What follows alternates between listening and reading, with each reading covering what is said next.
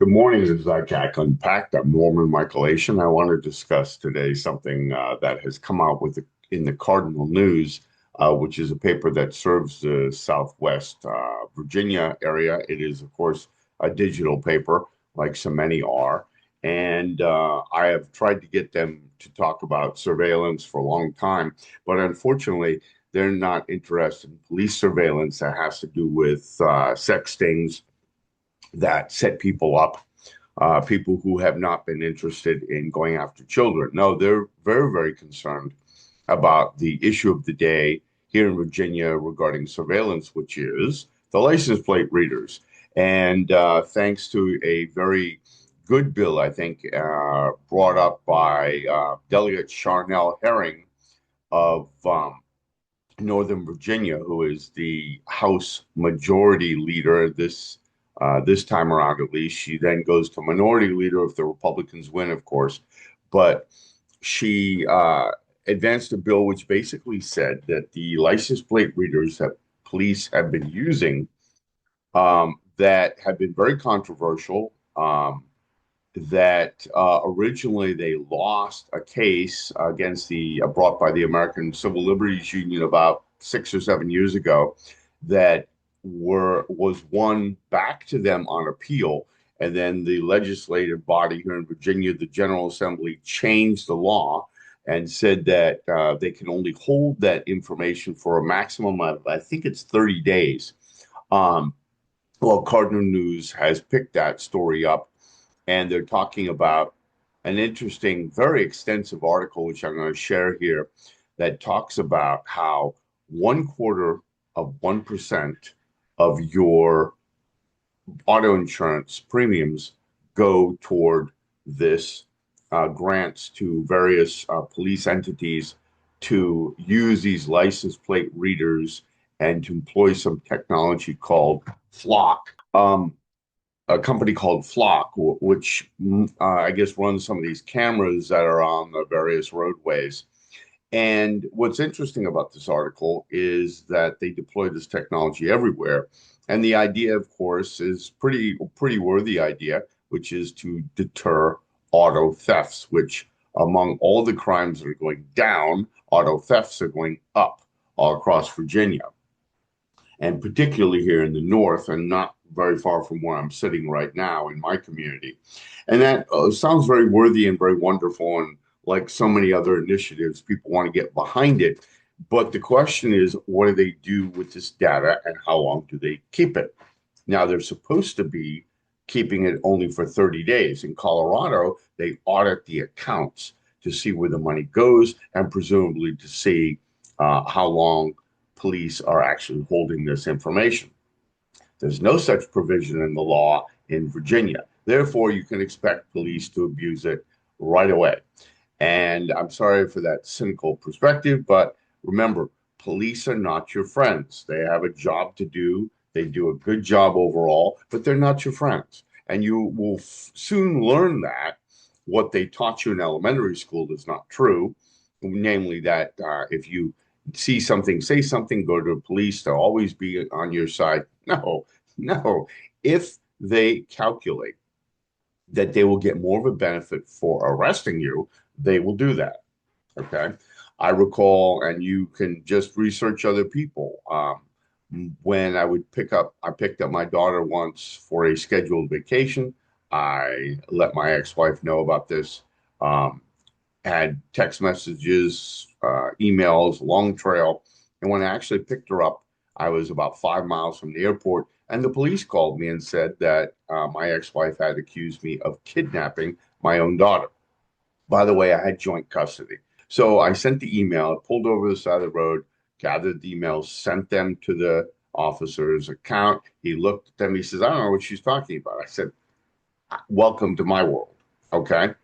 So this is sort of thing happens all the time where police are happy to rush in to the fray when it suits them, when they think they're going to get some points, like poor woman abused or somebody who is supposedly going after a child. But remember, very, very often, if you're going after an actual child where an investigation has to be set up, where you have to do something complicated and you could risk losing it, they would prefer to go to the proactive stings where they can net 30 or 40 people right up front by weaving a crime around these unwary innocents who don't know necessarily what's going on. And again, trolls, research it before you argue with me. Do a little research, all right? I know it takes a little extra time, but actually do it. So back to the license plate reader story. One, Cardinal News, as I'm going to explain in another case here, with another journalist with whom I have been uh, corresponding. Cardinal News is not interested in talking about the sex stings and what they might be doing. No, no, no. They write this enormous, lengthy article. I'm going to show you here on exactly what the license plate readers are used and where they're used and how often they're used and what counties they're used and they go county by county almost, but yet when you have other egregious or potentially egregious misuses of technology, their mum's a word on that. This is something that you will hear in other outlets. The Lincoln Project, among many others, have talked about Peter Thiel. Peter Thiel runs a company whose name escapes me at the moment. He's a billionaire. He's also, you could argue, a pseudo-fascist. He is very, very interested in our data, right up there with Elon Musk. And what Mr. Thiel does with his company is he has begun, under the auspices of the Trump administration, to gather, according to Lincoln Project and other outlets, he has been gathering basically dossiers on everybody, information, classification on our habits, our biographical data, our DNA data, all these data points so that they can develop profiles for us. Now, why would you do that? Why would you do that? Now, we know companies do it with cookies and stuff, but they're not as sophisticated, but they're getting there. And the point is, who owns your data? Who owns you? That's really a legitimate question to be asking. And unfortunately, with a lot of people who just, like to play on social media and stuff, they're not thinking about these things. Cardinal News here. Grants provided by your car insurance pay for surveillance tech in Virginia. Okay. This is from a fund in the 1990s. So this fund was supposed to pay for certain grants for technology, but what they do is they all go to the police. And we have to wonder $1 million a year. So 1/4 of 1% of your premiums, which we're told by insurance companies go up because of all the accidents. Whenever I see an accident, I'm like, ugh, because I know my insurance has gone up. My insurance in the last 3 years has more than doubled, 2.5 times larger than it was in the last 2 or 3 years. So the grants funded go to surveillance tech. And that's really an extraordinary number. And I'm not going to go through more, uh, just just to show you a couple of things here. You can read the article yourself. I am not obviously deliberately putting Cardinal News out there as a good outlet. I subscribe to it because I want to know what's going on in the southwest part of the state. This is the part that they cover right down here, but also because I am calling them out a little bit because they won't cover certain things that are very, very important, but they will cover this. All the blue here are all of the places where you get regular surveillance grants where you are being surveilled by cameras all the time that's monitoring your movements and whereabouts in your car. I don't know how you feel about that. I'm a little freaked out about it. Okay.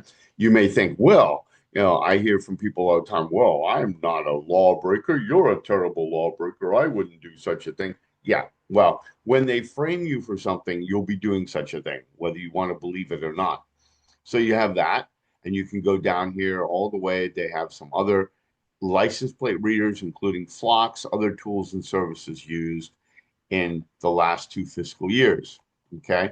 You go down even further, and they have some great heat is a program that they have, okay, that is dispersed by the Virginia State Patrol. So here you see a number of different extensive deep dives into it, but nothing into the deep dives about our data, nothing about the deep dives into what police are doing online quietly that you never see. Okay. And again, you know, journalists tend to follow trends, but they don't do enough investigation in certain areas because they've cut back on so many journalists, including investigative reporters. I used to be one, so I certainly understand how difficult it is, how time consuming it is, how expensive it is. And frankly, newspapers and media outlets are businesses, and they're more interested in making a profit for their shareholders than in actually adhering to the First Amendment, which keeps us all safe. Okay, the ability to be able to uncover undercover things that the government is up to. So I want to throw that out there. Hope you have a good day. This is ICAC Unpacked. I'm Homer Michaelation.